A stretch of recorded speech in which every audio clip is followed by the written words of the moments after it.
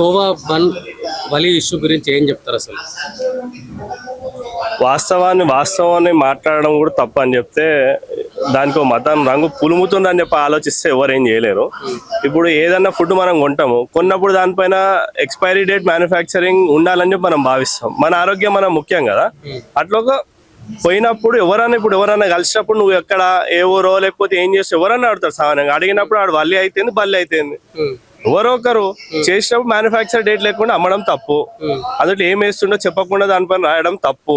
అది ఎవరైతే రాసి దాని వల్ల ఆరోగ్యాలు ఖరాబ్ అయితే దానికి బాధ్యత ఎవరు వహిస్తారు? వల్లి వహిస్తాడా? అమ్ముతాడు పోతాడు. కానీ అంత పెద్ద ఉత్సవంలో సమ్మక్క సారక్క జాతర అంత పెద్ద ఉత్సవంలో అంత బెల్లం ఉంటది కదా, ఒక ఈగన నాకు అనిపిస్తుందా? అంటే అంత పవిత్రమైన స్థానాలలో ఎవడొచ్చి ఏం అమ్ముతాడో ఏం కలుపుతాడో తెలియదు. దానివల్ల ఆరోగ్యం ఏమైనా ఖరాబ్ అయినా ఎవరికైనా ప్రాబ్లం వస్తే ఎవరు బాధ్యత వహిస్తాడు? అక్కడ అమ్మే వల్లి వహించాడు లేకపోతే ఇంకోటి వహించాడు. కానీ జాగ్రత్తగా ఉండాల్సిన బాధ్యత అందరిపైన ఉంటుంది. నేనేమంటున్నా వాస్తవాలు ఇప్పుడు ఎవరైతే సపోర్ట్ గా వస్తుంది కదా వాళ్ళు అదే కోవబన్ ఒక రోజు వానితో తెప్పించుకొని తిన్నాడు. నువ్వు కొన్నప్పుడు నువ్వు మ్యానుఫ్యాక్చర్ లేని నువ్వు ఇప్పుడు అదే నాగబాబు ఉండొచ్చు, లోకేష్ ఉండొచ్చు, వాన్ బ్యాక్గ్రౌండ్ గా ఇప్పుడు ఎస్పీడిఐ ఓపెన్ గా వచ్చి వానికి మీటింగ్ లో పెట్టిండ్రు. ఆ ఎస్పీడిఐ యొక్క భావజాలం ఏంది? వాళ్ళు దేనికి ఇప్పుడు పీడిఎఫ్ఐ కేరళలో వాళ్ళు చేసిన వాళ్ళ నిషేధిత సంస్థలది వాళ్ళు సపోర్ట్ చేస్తున్నట్టు మనం ఆలోచించాల్సిన అవసరం మన పైన ఉంది. గతంలో వాళ్ళు ఏమేమి చేసిండ్రు, దానికి బాధ్యత ఏందని చెప్పి ఈ కోవాబన్ విషయంలో సామాన్యుడు ప్రతి ఒక్కరు ఎవరైనా ఆలోచించాల్సిన విషయమే. ఈరోజు కోవాబన్ వల్లి విషయంలో ఈరోజు అందరికీ క్వశ్చన్ రైజ్ అయింది, చర్చలోకి వచ్చింది. కానీ గతంలో ఎన్నోసార్లు ఈ రోడ్ల పైన అమ్ముతుంటే కూడా వాస్తవానికి ఒక బన్ను మ్యానుఫ్యాక్చరింగ్ ఒక 5 రూపాయలు అవుతుంది. రూపాయి 2 రూపాయలకు రాదు. గతంలో వస్తుంది 5 నుంచి 6 రూపాయలు మ్యానుఫ్యాక్చరింగ్ బన్నే అయినప్పుడు నీ కోవా 4 రూపాయలకి ఎట్లా ఇస్తాడు? వాడు ఏం కలుపుతుండు? అంతే ఎంత దానికి నిల్వ ఎన్ని రోజులు ఉంటది ఏముంటది? కోవా మనం బయట కొనుక్కున్నదే నిల్వ 1 రోజు 2 రోజుల కంటే ఎక్కువ ఉండదు. ఇప్పుడు వాడు ఎక్కడో కర్నూలు ఎడుకల్లో తీసుకొని ట్రావెల్ చేసుకుంటా 3-4 రోజుల నుంచి ఆన్నే ఉంటుండే మ్యానుఫ్యాక్చరింగ్ ఉంటుందా? అన్ని రోజులు నిల్వ ఉంటుందా? అంటే ఏమేమి కలుపుతుండు?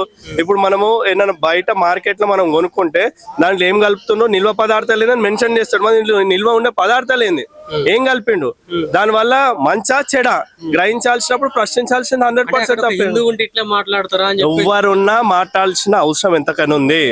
మీడియా మిత్రుడు ఆ రోజు మాట్లాడింది 100% వాస్తవమే.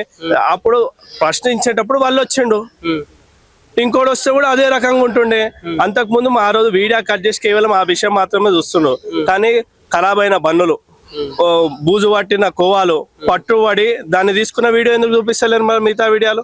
ఆ వీడియో కూడా చూపించండి కదా దయచేసి. వాళ్ళు మీడియా కవర్ చేసినాయి అది చూపియరు. ఎందుకంటే దీనికి మతం రంగు పులుముతుండ్రు అని చెప్పి అందరిపైన అభాండం వేయడానికి మాత్రం వాళ్ళు ఆలోచిస్తున్నారు, ప్రయత్నం చేస్తున్నారు. కానీ అది వాస్తవం ఎంతవరకు అనేది జనాలందరూ గ్రహించాలి. ఈరోజు చూడొచ్చు, ఇప్పుడు ఫుడ్ జిహాద్ విషయం పైన ఇంత కొట్లాడుతుండ్రు అంటుంది కదా.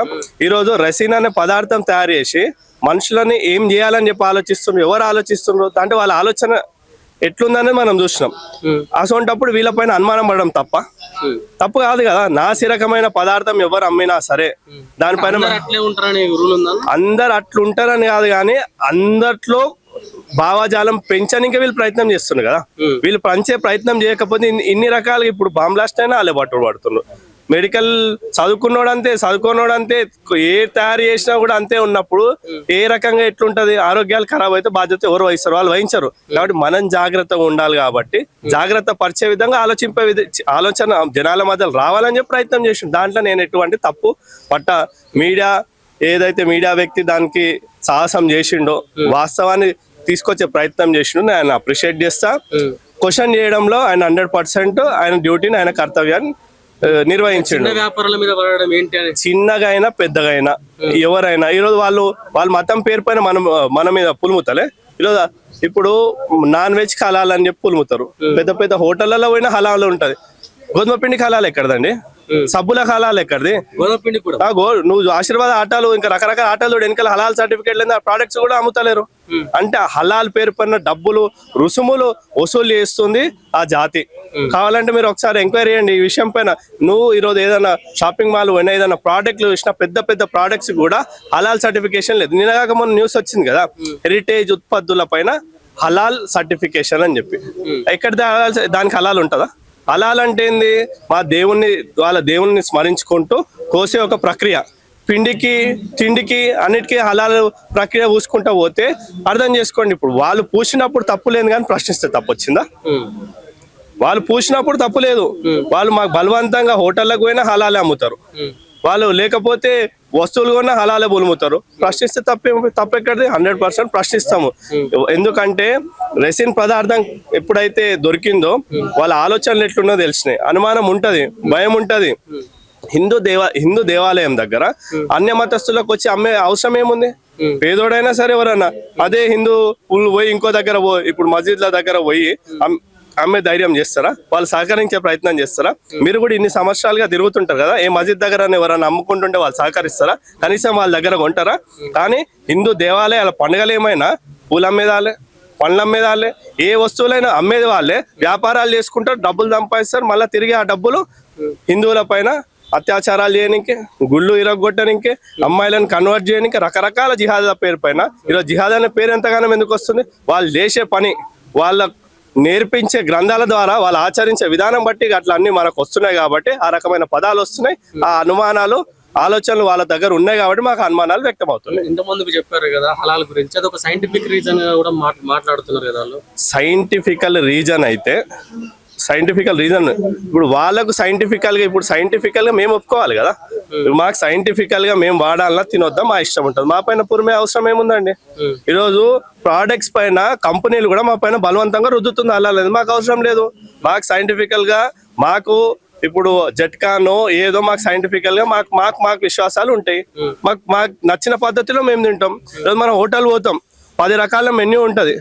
నీకు లేదు ఇదే తినా నేను చెప్పేందుకంటారు? తినరు కదా.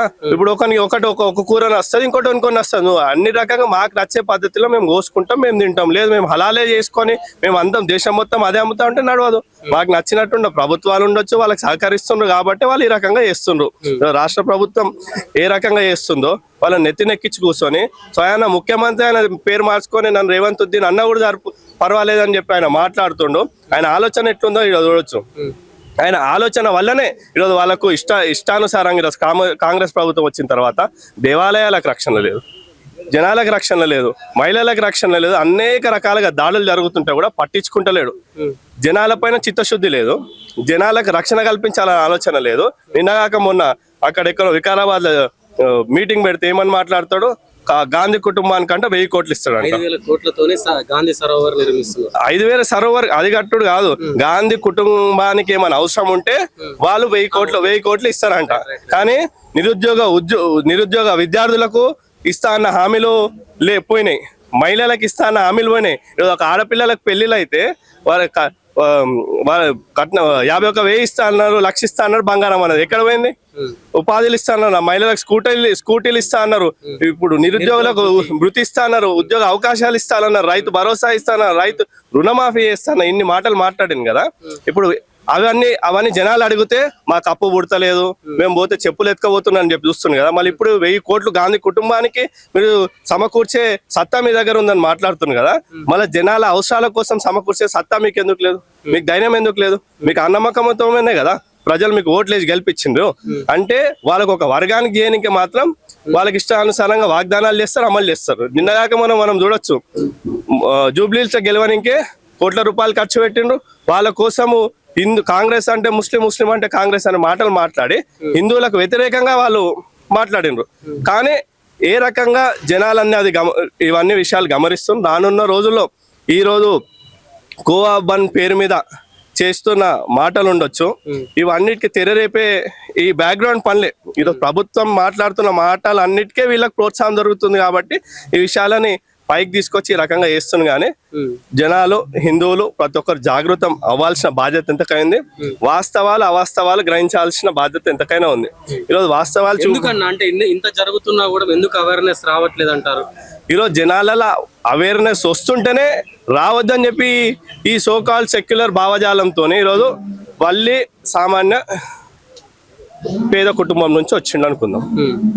బన్నులు అమ్ముకుంటుండు, కోవాలు అమ్ముకుంటుండు.